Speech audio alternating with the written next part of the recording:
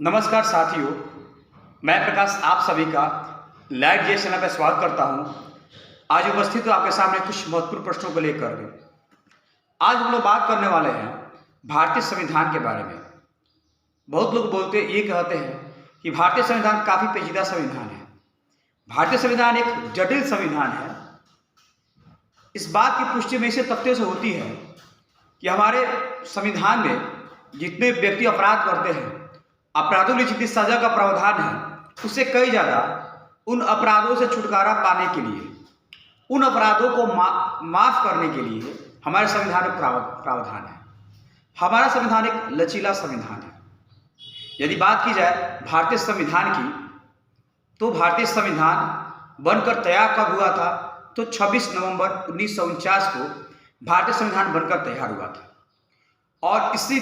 और लागू कब हुआ? तो 26 जनवरी 1950 को भारतीय संविधान लागू हुआ। इसी दिन गणतंत्र दिवस मनाया जाता है। आपसे पूछेगा संविधान दिवस कब मनाया जाता है, तो आपका जवाब होगा 26 नवंबर। क्यों? क्योंकि 26 नवंबर को ही भारतीय संविधान बनकर तैयार हो गया था।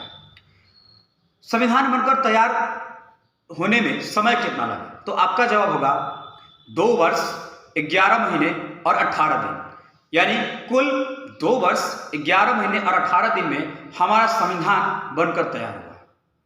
हमारे संविधान की सबसे बड़ी विशेषता है कि विश्व का अब तक का सबसे बड़ा संविधान है। लेकिन आपसे क्वेश्चन पूछ सकता है कि विश्व में कौन ऐसा देश है जिसने सबसे पहले अपना संविधान बनाया, अलिखित संविधान? तो आपका जवाब होगा इंग्लैंड। लेकिन आपसे पूछ दे कि विश्व का कौन ऐसा देश है जिसने सबसे पहले लिखित संविधान बनाया, तो आपका जवाब होगा अमेरिका। अमेरिका का संविधान जो है 1789 में लागू हुआ। लेकिन सबसे बड़े संविधान की बात की जाए तो हमारा जवाब होता है भारतीय संविधान। क्यों? क्योंकि जब संविधान का निर्माण हुआ था, उस समय ही संविधान को 3 खंडों में बांटा गया था: अनुसूची, अनुच्छेद और भाग। तो बात करें अनुसूचियों की, तो जब संविधान की रचना हुई थी, तो उसमें अनुसूचियों की संख्या थी 8, अनुच्छेद की संख्या थी 395 और भाग की संख्या थी 22। तो आपसे वर्तमान पूछ सकता है। तो वर्तमान संविधान की बात करें तो जो पहले मूल संविधान में 395 अनुच्छेद थे, आज वर्तमान में 448 प्लस हो चुके हैं। कहीं कहीं 450 मिलता है, कहीं कहीं 470 मिलता है, ऐसे आंकड़ा मिलता है।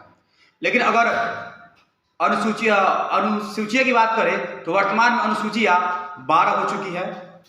और भाग की बात करें तो मूल संविधान में भाग 22 थे, लेकिन अभी वर्तमान में 25 भाग हैं। तो ये तो हो गया संविधान। अब इस संविधान की बात की जाए तो इस संविधान में ऐसी क्या क्या चीज़ें निहित हैं जो हमारे देश की शासन व्यवस्था को, जो हमारे देश की राज्य व्यवस्था को संचालित करती है। आइए इसको हम लोग डिस्कस करते हैं। सबसे पहला सवाल कि राज्य व्यवस्था होती क्या है? भारतीय राज्य व्यवस्था के बारे में बात करें तो देश की शासन व्यवस्था को चलाने के लिए जो एक पद्धति है, जो एक सिस्टम है, जो एक सरकार है, जो एक स्ट्रक्चर संरचना है, इन सभी चीजों को हम क्या कर सकते हैं? राज्य व्यवस्था का अंतर्गत रख सकते हैं। और इस राज्य व्यवस्था को चलाने के लिए, इस देश की व्यवस्था को चलाने के लिए कहीं ना कहीं किसी भी देश के पास एक संविधान का होना अत्यंत आवश्यक है। यदि किसी देश के पास संविधान नहीं है तो वहां की राज्य व्यवस्था सही ढंग से नहीं कार्य कर सकती। इसीलिए किसी भी देश को संचालित करने के लिए संविधान का होना अति आवश्यक है। संविधान क्या है? संविधान एक पुस्तक है। संविधान एक पुस्तक है जिसमें कानूनों का संकलन है, और उसी कानूनों के आधार पर जो है देश की राज्य व्यवस्था को सही प्रारूप में संचालित किया जाता है। अगर वो कानून नहीं होंगे तो देश की स्थिति चरमरा जाएगी। कोई भी सरकार या कोई भी कानून सही से काम नहीं कर पाएंगे। तो ये सारे जो स्ट्रक्चर है वो सही तरीके से काम करे, इसीलिए संविधान बनाया जाता है। और उसी संविधान को पूरी तरह से कानून मानकर उसी के अंडर में देश की पूरी अर्थव्यवस्था को सही प्रारूप में संचालित किया जाता है। भारतीय संविधान मैंने पहले ही कह दिया है कि काफी जटिल संविधान है और ये लचीला संविधान है। जैसे एग्जाम्पल में आपको देखते हैं कि एक आर्टिकल है आर्टिकल 19 अनुच्छेद 19। अनुच्छेद 19 में जो है आपको बहुत सारे अधिकार दिए गए हैं। जैसे प्रेस की स्वतंत्रता एक इंपॉर्टेंट सवाल है। प्रेस की स्वतंत्रता आपका आर्टिकल 19 में है। यहाँ तक किसी को विरोध करने का अधिकार भी आपको आर्टिकल 19 में दिया गया है। जरा सोचिए, अगर आपके संविधान से आर्टिकल 19 हटा दिया जाए, यानी अगर आपको विरोध करने का अधिकार नहीं दिया जाए, तो सोचिए इस देश का क्या होगा। जो भी कानून बनेगा, जो भी लागू होगा, आप उसका थोड़ा भी विरोधाभास नहीं कर सकते। एक और है उसमें वाक एवं अभिव्यक्ति की आज़ादी, जिसको बोलते हैं right to freedom and expression. यानी आप जो बोलते हैं, अगर बोलने की स्वतंत्रता आपसे छीन ली जाए, तो सोचिए इस देश का क्या होगा। जो भी होगा वो आपको चुपचाप सहना पड़ेगा। आप किसी को विरोध नहीं बोल सकते हैं। तो ये सारे संविधान में हमें प्रावधान दिए गए हैं। आपको जानकारी होगा कि आर्टिकल 32 को जो है डॉक्टर भीमराव अंबेडकर ने संविधान की आत्मा कहा है। क्यों कहा है? क्योंकि आर्टिकल 32 कहता है कि यदि आपके मौलिक अधिकारों का शोषण होता है, अर्थात संविधान ने जो आपको मौलिक अधिकार दिए हैं, उस मौलिक अधिकार का अगर आपका शोषण होता है, तो आप उस मौलिक अधिकार को पाने के लिए सुप्रीम कोर्ट जा सकते हैं आर्टिकल 32 के तहत। तो डॉक्टर भीमराव अंबेडकर ने इसी पर कहा था कि अगर ये आर्टिकल 32 जो है वो संविधान की आत्मा है। यह हर वर्ग को सपोर्ट करती है, हर वर्ग को संरक्षण प्रदान करती है आर्टिकल 32। एक और क्वेश्चन बन सकता है कि मौलिक अधिकारों को पाने के लिए कोई व्यक्ति हाई कोर्ट यानी कि उच्च न्यायालय किस आर्टिकल के तहत जा सकता था? आपका जवाब होगा 226। कई बार एग्जाम में आता भी है। तो 226 के तहत कोई व्यक्ति हाई कोर्ट जा सकता है, और आर्टिकल 32 के तहत जब कोई व्यक्ति सुप्रीम कोर्ट जा सकता है। किसके लिए? तो अपने मौलिक अधिकारों को पुनः प्राप्त करने के लिए। तो ये सवाल हुआ। भीमराव अंबेडकर की बात की जाए, भीमराव अंबेडकर हमेशा जो निम्न वर्ग है उनकी हमेशा उनका नेतृत्व किया है, उनके हक के लिए बहुत बार लड़ा है। आज उन्हीं का दिन है। इस समाज का हर वर्ग लगभग बराबर चलता है। नहीं तो पहले जो है सामाजिक कुरीति इतनी ज़्यादा थी कि निम्न वर्ग को उच्च वर्ग के सामने बैठने तक की अनुमति नहीं थी। वो उनके साथ खा पी नहीं सकते थे, उनके बराबरी में बैठ नहीं सकते थे, उनके बराबरी में चलने की भी उनकी आज़ादी नहीं थी। यहाँ तक कि मंदिरों में नहीं जा सकते। इतने ज़्यादा उस समय इस जात पात का जो है कुप्रभाव था। डॉक्टर भीमराव अम्बेडकर ने हमेशा शिक्षा के माध्यम से समाज को बदलने का प्रयास किया है। एक डायलॉग आपने सुना होगा कि शिक्षा वह शेरनी का दूध है जो जितना पिएगा उतना ज़्यादा दहाड़ेगा। बड़ा फेमस हुआ। शिक्षा वह शेरनी का दूध है जो जितना पिएगा उतना ज़्यादा दहाड़ेगा। अर्थात भीमराव अम्बेडकर ये चाहते थे कि शिक्षा के माध्यम से लोगों को जागरूक किया जाए। कोई भी वर्ग जो है उच्च और निम्न नहीं है, हर कोई बराबर है। इसीलिए संविधान ने सबको बराबर का अधिकार दिया है।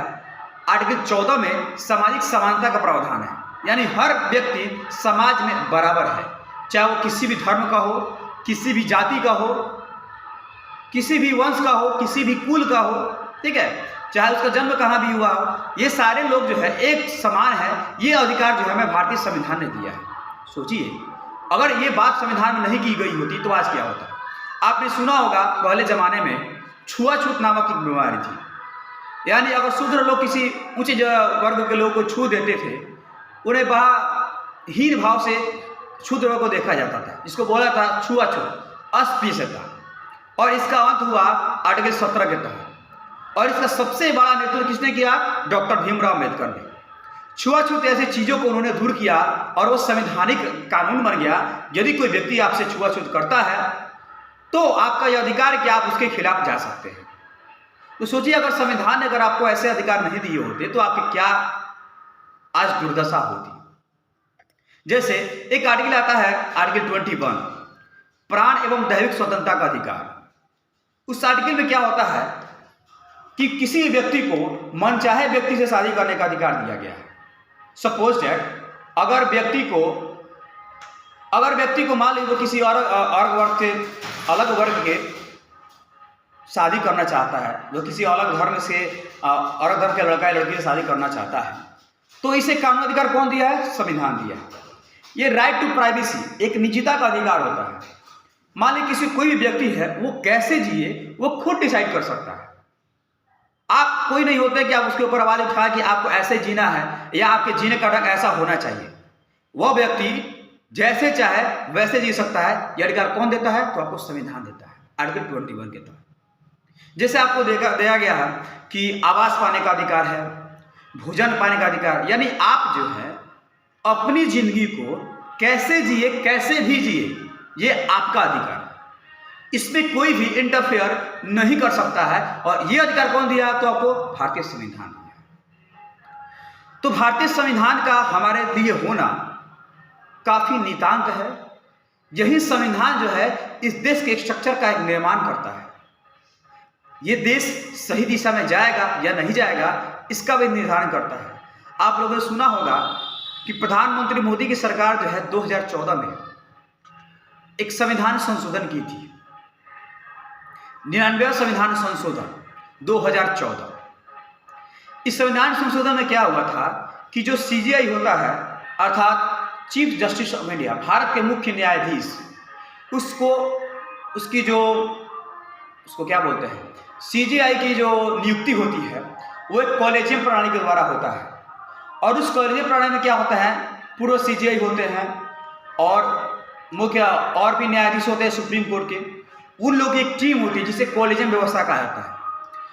तो प्रधानमंत्री मोदी की सरकार ने जब 2014 में आई तो सबसे पहले इसने क्या किया कि उस कॉलेजियम व्यवस्था को तोड़ने का प्रयास किया।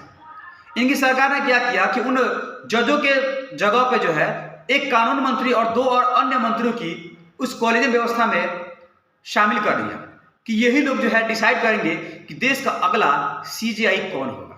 अब आप सोचिए कि देश का कोई मंत्री अगर ये डिसाइड कर ले कि देश का अगला सीजेआई कौन होगा, तो क्या भारतीय जो न्यायपालिका है वो स्वतंत्र हो पाएगी?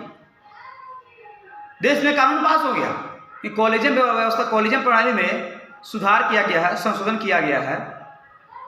ये दोनों सदनों से पास हो गया, राष्ट्रपति ने भी इस पर मुहर लगा दिया। लेकिन जब सुप्रीम कोर्ट के हाथ में गया तो सुप्रीम कोर्ट ने इस संविधान संशोधन को रिजेक्ट कर दिया, बिल्कुल रिजेक्ट कर दिया। इसे सुप्रीम कोर्ट ने कहा कि अगर ये कानून पास हो जाता है तो फिर न्यायपालिका स्वतंत्र नहीं हो पाएगी। ये जो संविधान संशोधन हुआ है ये पूरी तरह से गैर संवैधानिक है। इससे न्यायपालिका की स्वतंत्रता समाप्त हो जाएगी। इसलिए सुप्रीम कोर्ट ने इस संविधान संशोधन को रिजेक्ट कर दिया। ये है पावर न्यायपालिका की। और इस न्यायपालिका को अधिकार किसने दिया है? भारतीय संविधान ने। भारतीय संविधान में ये निहित है कि न्यायपालिका हमेशा स्वतंत्र होगी। न्यायपालिका स्वच्छंद रूप से स्वतंत्र होकर काम करेगी, इस पर किसी का दबाव नहीं होगा। चलिए, संविधान के बारे में ऐसी जानकारी आपको कैसी लगी आप हमें कमेंट बॉक्स में जरूर बताएं। फिर मिलते हैं नेक्स्ट वीडियो में कुछ महत्वपूर्ण जानकारी के साथ। Okay, thank you.